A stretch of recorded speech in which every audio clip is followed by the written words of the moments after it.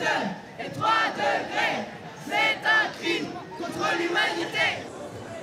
3000 manifestants, 2000 selon la police, ont défilé ce matin dans les rues de Limoges. C'est maintenant qu'il faut se bouger, c'est maintenant qu'il faut sortir dans la rue et c'est maintenant qu'il faut se battre. Ça fait 30 ans qu'ils nous recyclent exactement le même rabassage sur la reconversion écologique et tout ça. Et puis en fin de compte, rien ne bouge. Rien n'est fait.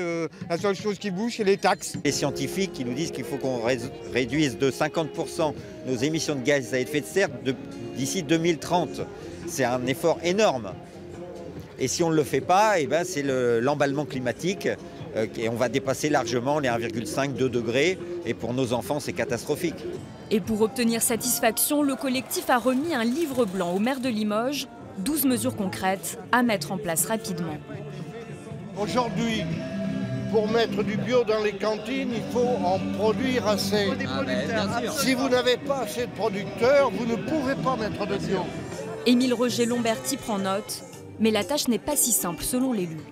Il y a des réglementations et des lois, notamment pour les bâtiments et autres, qu'il faut revoir complètement si on veut que nous, élus, puissions accélérer le mouvement de diminution de la production de CO2.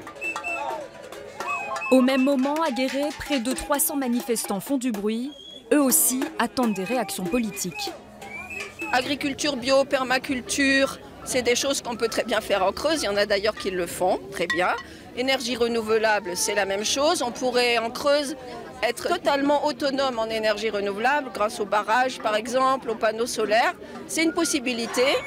Dans l'après-midi à Brive, 1000 personnes se rassemblent. Comme à Limoges, les manifestants ont déposé des propositions en mairie.